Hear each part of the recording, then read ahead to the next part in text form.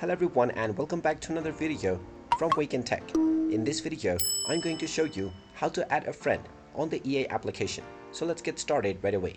First of all, open up the EA application on your device and log into your account if you haven't done so already using your credentials.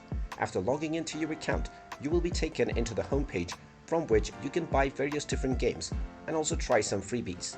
Now, if you wish to add a friend onto your account, then hover over to your account section at the top right corner and you will find the Find Friends button.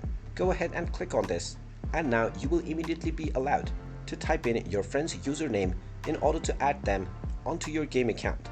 Once you find the person that you want to add, simply click on the Add button at the right side, and this will send them a friend request, from which, if they tap on the Confirm or Accept button, then this user will be added onto your friend list.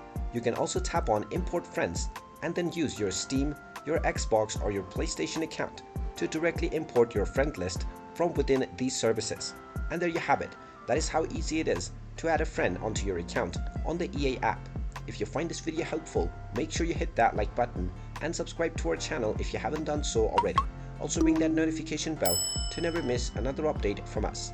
Thank you for watching and I will see you again in the next video.